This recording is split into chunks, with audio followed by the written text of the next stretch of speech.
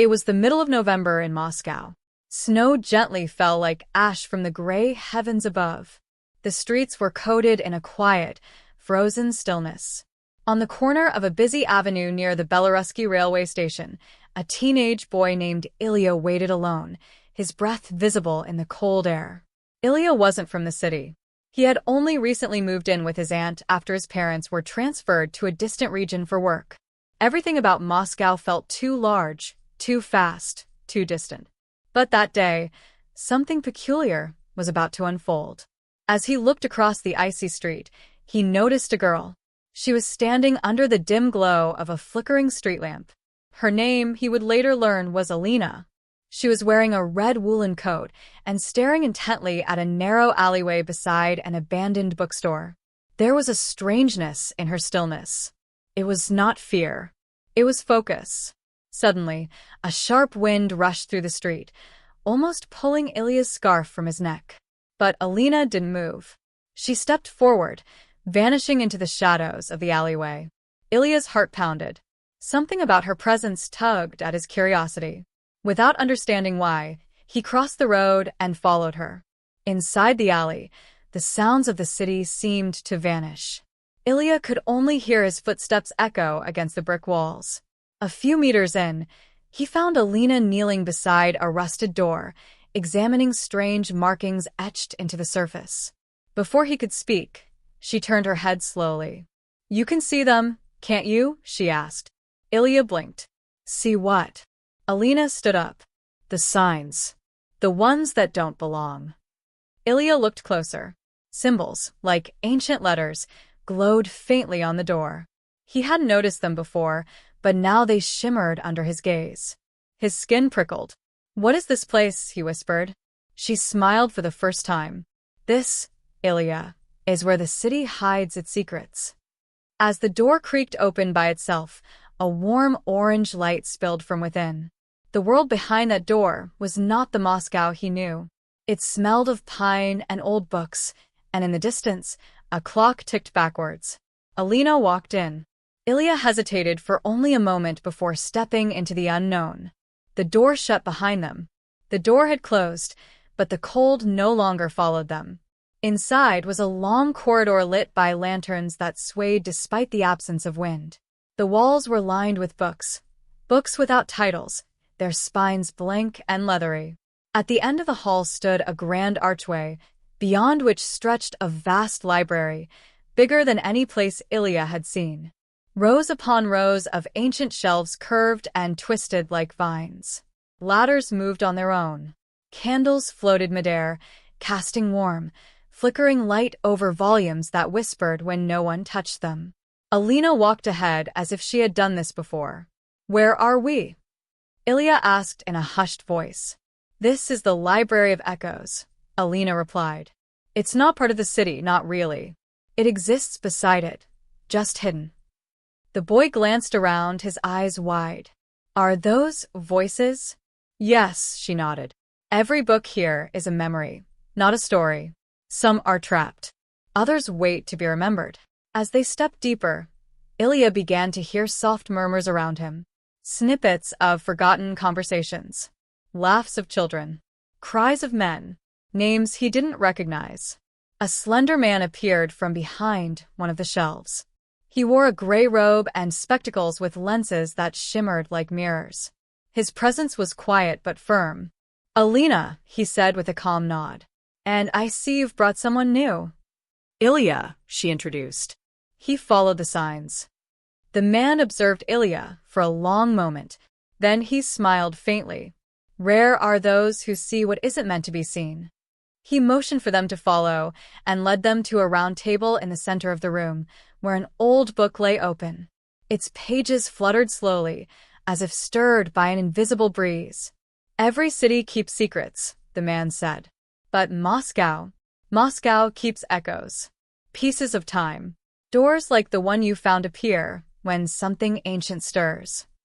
Alina added, "The signs started glowing again last week. It means something's waking." Ilya's hands trembled slightly as he reached for the book. The page turned by itself, revealing an illustration of a door, the same door, with the symbols glowing bright. "There are more doors," said the man, scattered throughout the city. Some closed. Some waiting. Before Ilya could speak, a bell rang from deep within the library. The candles dimmed. Alina turned to Ilya. Her eyes were serious now. "They found us." The robed man closed the book. "You have to leave. The veil is thinning." From the shadows, footsteps echoed. Not hurried, but deliberate. Close. Alina grabbed Ilya's hand. "Run." They sprinted through the library, the sound of chasing footsteps growing louder behind them. The shelves twisted and shifted as if trying to trap or protect them. Whispers turned into wind. Pages flapped like wings. Alina pulled Ilya toward a narrow passage that hadn't been there a moment before. "This way," she said, breathless. The corridor grew tighter with each step until they emerged into a stone stairwell spiraling down. The air was colder now, older. Each echo of their steps faded too quickly, like the space around them was swallowing sound. At the bottom, they found a metal hatch. Alina opened it, revealing a tunnel carved into ice and stone. Strange machinery lined the walls, brass gears, frozen wires, glowing pipes. They hurried through until they reached a circular chamber. In the center stood a rusted ladder leading upward. "Where does it go?" Ilya asked. "The oldest part of the city," she answered. "The clock tower that never chimes."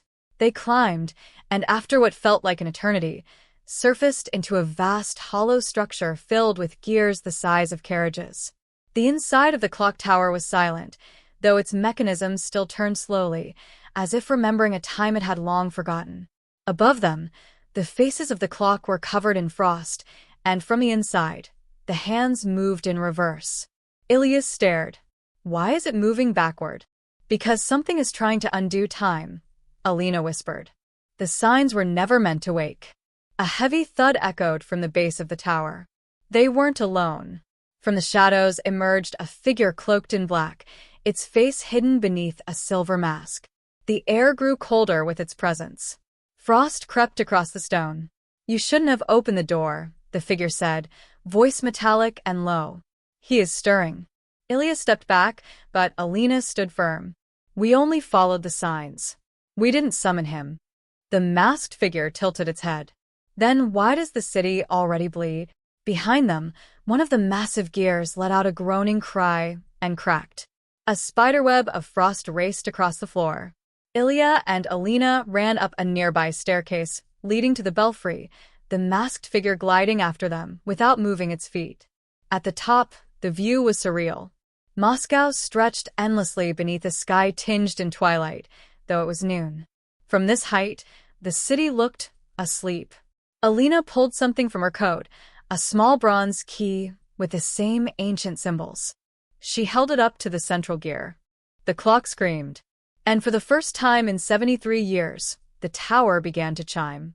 The masked figure stopped, retreating into the shadows as the sound spread across the city. But the echo that followed was not a chime. It was a roar. The roar echoed far beyond the tower, as if the very bones of the city had awakened. Alina and Ilya stood frozen, gazing at one another, their faces lit by the shifting gears of the ancient clock. Then the sound stopped, abruptly, unnaturally. Silence returned like a heavy curtain, but the silence didn't last. A distant, rhythmic thumping began, deep below the city streets. Like a giant heartbeat, slow and steady. Ilya felt it in his chest more than he heard it. "What is that?" he asked. "The ice beneath Moscow," Alina replied. "It's waking." They descended the clock tower as quickly as they could, the air colder now, touched by something ancient. The streets below were unchanged, but quieter. People still walked, cars still passed, but there was a strange delay in their movement, as if time was slightly misaligned. As they turned into an alley behind an old Orthodox church, Alina stopped. "This way leads to the frozen veins," she said. "Beneath the city, under the metro lines. That's where it began." They passed through a rusted gate hidden behind ivy and snow, descending again through stone tunnels lined with frost-covered iron arches. The temperature dropped with every step. The light from Alina's pocket torch flickered, though the battery was new. Ilya noticed writing on the walls, identical to the glowing symbols from the door. Except these were carved deeper, and some bled faint streams of dark blue light. "Someone's been here before us," he murmured. "They never left," said Alina. As they reached the chamber called the Frozen Veins, Ilya gasped. The floor was glassy and smooth, beneath which pulsed a vast network of glowing blue lines, like roots or veins beneath skin. At the center stood a crystalline structure, cracked and steaming. "Is that a heart?" he whispered. Alina nodded. "The city's." Suddenly, a voice echoed through the chamber, cracked and distant. "Ilya?" He turned sharply, but no one was there. The voice had come from beneath the ice. Alina stepped forward cautiously. "This place amplifies what's buried inside us. The city's memories. Our own. They blend here." More voices began to whisper. Familiar ones. Names, regrets, promises once made. Then a shape appeared in the ice. A face. Not Ilya's. Not Alina's. But watching them, it opened its eyes. The ground beneath them rumbled, ice cracking at the edges. "It knows we're here," Alina whispered. "And it's no longer dreaming." Suddenly, from behind them, a wall of ice burst inward. Cold wind howled. Dozens of glowing eyes appeared in the dark beyond, approaching fast. Alina grabbed Ilya's arm. "We have to seal the chamber. Now." But the heart beneath the glass began to beat. The heart pulsed beneath the glass, each throb shaking the chamber and echoing through the ancient stone like a war drum. Ilya stumbled as fissures crawled beneath his feet, thin cracks that glowed faintly with the same blue light. The heartbeat was no longer distant. It was present, sentient, aware. "We can't outrun it," Ilya said. "We're not meant to," Alina replied, pulling a thin copper medallion from under her coat. It bore the same ancient symbols, arranged in a circular pattern. "We have to seal the seventh gate. It's the only way to stop the breach." Ilya looked at her, confused. "Seventh gate. This chamber is one of 7, she said quickly. 7 gates across Moscow. Each holds a piece of him, the one beneath the city. If one opens too far, the others begin to follow." The air grew colder.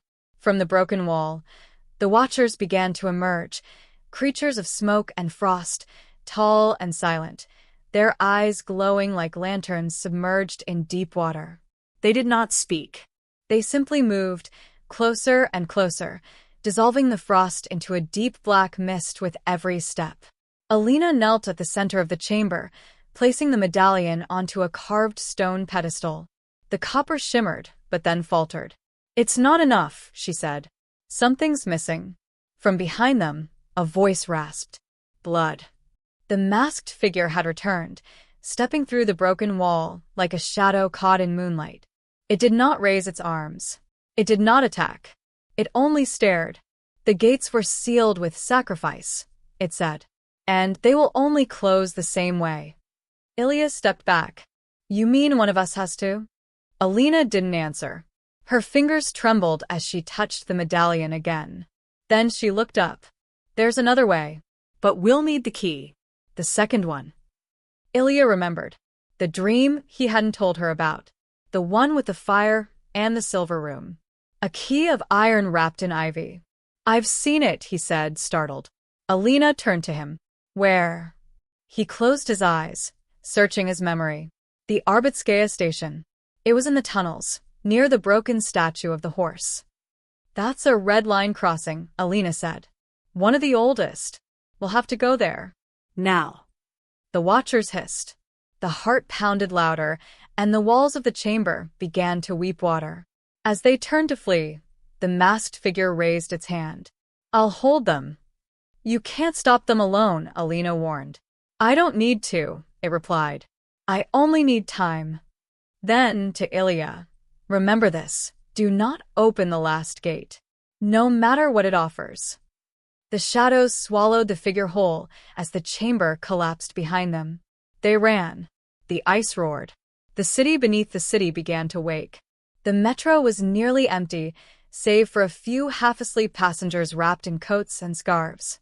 Ilya and Alina stood at the edge of the platform at Arbitskaya station, eyes fixed on the dark mouth of the tunnel. The map above them showed no sign of any hidden passage, no clue that beneath the rails ran something older than the metro itself. They built over the original tunnels, Alina said softly. But the old line still breathes beneath. Most people don't hear it anymore. Ilya glanced around. Hear what?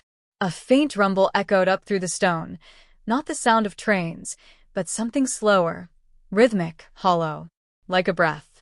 A janitor pushed a cart nearby, his eyes glazed as if lost in thought. He murmured to himself, repeating the same phrase over and over. Don't look at the horse. Don't look at the horse.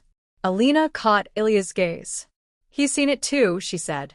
They waited until the last train passed. When silence fell, Alina led Ilya to a maintenance hatch hidden behind an old poster. The metal door groaned as it opened, revealing a spiral staircase coated in soot and dust. Are we being followed? Ilya asked as they descended. Always, she replied. The air grew dense, filled with the scent of burnt coal and damp stone. At the bottom, the tunnel was pitch black, except for a faint green glow in the distance. The walls here weren't made of brick, but smooth stone carved with the same arcane marks. The statue came into view. A giant horse, shattered and headless, stood at the junction of 3 tunnels. Moss grew from the cracks in its stone legs, and vines of ivy crept along the base, unnaturally green, untouched by frost. There, Ilya whispered. That's where I saw it. Alina approached slowly. Beneath the vines, an iron key lay embedded in the stone, just like in his dream. As she reached for it, the air shifted. A low whisper snaked through the tunnels. Words in a language that didn't belong to any time. Alina's fingers brushed the key. The vines writhed. With a violent snap, the roots lashed out, wrapping around her wrist.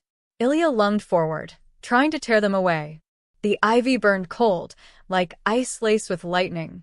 You have to speak to it, Alina gasped. The key only releases for truth. What truth? Ilya cried. Something you've never told anyone. Something real. Ilya hesitated. The vines squeezed tighter. Alina's breath shortened. I wanted to leave Moscow, he whispered. Even before I arrived. I didn't want this. I didn't want to be part of any of it. The vines paused. I pretended to care. But all I wanted was to run. The ivy stilled. Then, slowly, it unwrapped from Alina's wrist, curling back into the stone. The iron key lifted into the air, hovering for a moment before falling gently into Ilya's hands. He looked at it, cold, old, and humming with power. Alina smiled, weakly. That's why it had to be you. Before they could speak again, the tunnel trembled.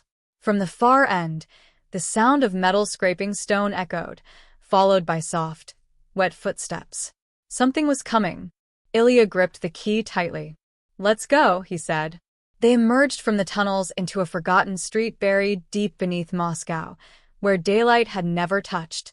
It looked like a mirror of the surface, twisted and darker, with crooked lampposts and buildings made of blackened stone and glass that wept moisture down their sides.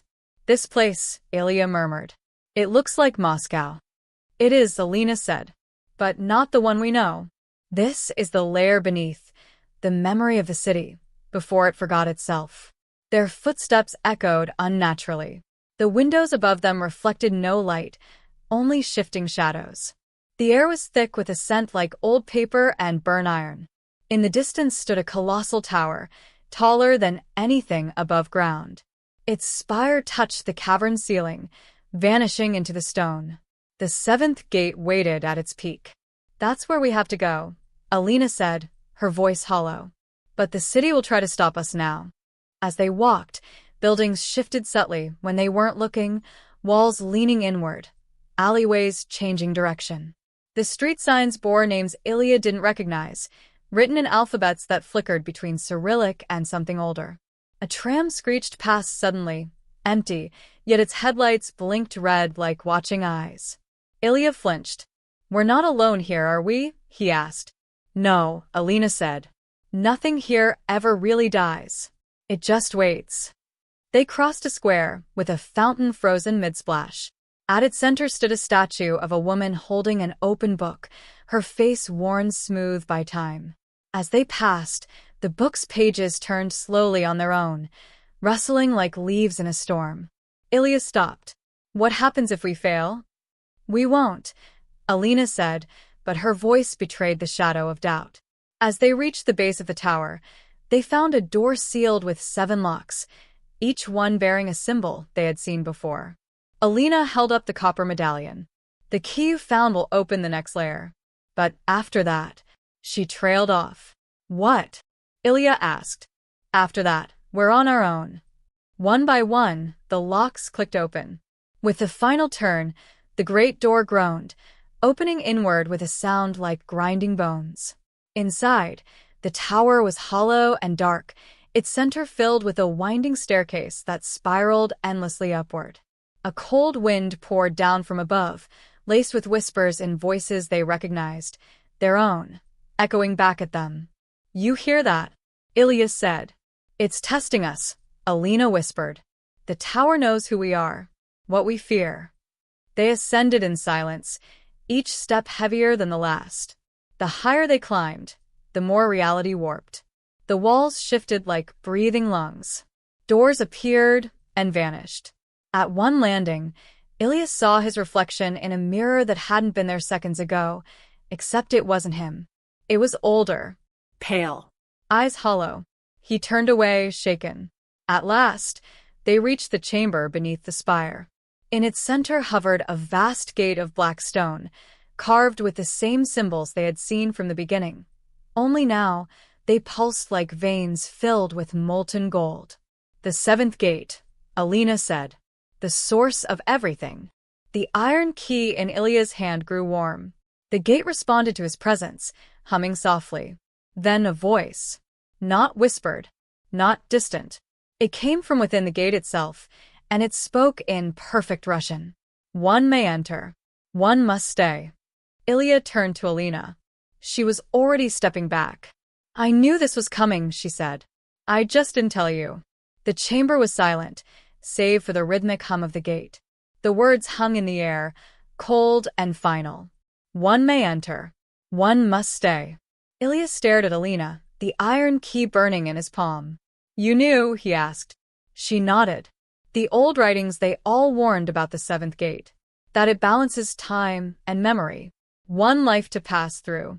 One life to remain and keep it shut. No, Ilya said, stepping forward. There has to be another way. There isn't, Alina said gently. It's why the masked guardian stayed behind. It's why so few ever made it this far. This isn't about unlocking something. It's about holding something back. The golden veins in the gate began to swirl faster, responding to Ilya's rising pulse. The gate was listening. Alina walked to the edge of the platform, looking down through the hollow of the tower. The city below looked frozen in time. No wind. No sound. Like it was holding its breath. I was supposed to be the one, she said quietly. I trained for this. I knew the language. The codes. I thought I could carry the burden alone. You still can, Ilya said. I'll stay. She turned sharply. Don't. You said the city chose me, he continued. I didn't want to believe it, but it brought me here. Not you. Not by accident. Maybe. I'm not meant to leave. Alina's expression cracked, grief and gratitude mixing in her eyes. If you stay, she said, voice trembling, you'll become part of it. A watcher. Like the one who helped us. You'll never see the world again. I don't need the world, Ilya said. I just need to make this right. He stepped toward the gate. As he did, the symbols rose from the stone like threads of light, wrapping around him. The tower trembled, the air humming with static. Alina backed away, tears in her eyes. Thank you. He looked at her one last time. Tell them I chose this. Not because I had to, but because I wanted to. He turned the iron key in midair. The gate opened. Light poured into the chamber, not blinding, but endless. Warm and cold at once. And then, Ilya was gone. Alina stood alone in the chamber, the gates sealed once more. The tower fell silent. Outside, deep beneath Moscow, the sleeping veins of the city slowed. The heart of the ice grew still. Above, in the world of frost and shadow, the clocks began to tick forward again. The days passed differently above ground. Snow returned to Moscow, soft and slow, as though the city itself had exhaled. Streets once eerily quiet were filled again with footsteps, music, and the gentle hum of daily life. Time had resumed its course. People moved, unaware of what had nearly awakened beneath their feet. But not everyone forgot. Alina wandered the familiar avenues with unfamiliar eyes. The world looked brighter, yet quieter. Every ticking clock reminded her of the choice Ilya had made. He was not gone, not exactly. She could feel it in the way the light curved at dusk, or in the silence between the train's wheels as it rumbled through Arbitskaya station. She returned often to the hidden places. The tower was sealed now, unreachable. The doors underground would no longer open. But faint marks remained, symbols etched in rust, frozen in rail lines and stone walls. One evening, as she walked past the fountain where the statue had turned its pages, she noticed something new. A plaque. No name. No dedication. Just words. One remained, so all could move forward. Alina traced the engraving with her gloved fingers. No one around her seemed to notice it. Later that night, she dreamed. She stood once more in the chamber of the seventh gate, now silent and golden. A figure stood where Ilya had vanished, veiled in shifting frost and light. It didn't speak, but she felt the recognition. The gate pulsed, and the symbols stirred. He was watching, but not as a prisoner, as a guardian. The city had its memory keeper now. Winter in Moscow was never just cold. It was ancient, heavy, the kind of cold that carried stories in its snow, legends in its wind. And now, beneath that winter, something stirred, not with malice, but with purpose. The city remembered. Alina stood at the edge of the frozen Moskva River, the towers of the Kremlin faint in the distance. Everything looked the same, but she knew what lay below: the veins of ice, the chamber of echoes, the gate that no longer wept. She had taken a job cataloging forgotten architecture, a fitting cover for someone seeking what shouldn't be found. She mapped buildings whose foundations touched the buried gates. She walked routes the watchers once haunted. She marked names erased from records. She spoke in symbols when no one listened. And always, she listened for the heartbeat. Sometimes it came, not in sound, but in stillness. When the wind paused. When lights flickered for no reason. When the world tilted slightly and then righted itself. She knew then that Ilya was still there, between seconds, beneath footsteps, keeping balance. One evening, while reviewing old photographs in a dusty archive, she found something she hadn't expected: a picture of the Arbitskaya tunnels. Not recent, not digital, black and white, faded with age. But there, in the frame's corner, stood a man, blurry, face half-turned. It was impossible, but it was him. The photo wasn't dated. Alina took it, pressed it into her coat, and walked into the snow. She no longer needed answers. The city didn't need saving anymore. It only needed remembering. Because beneath the frost, beneath the trains and steel and concrete, was something watching, something waiting, not with hunger, but with hope. The memory keeper.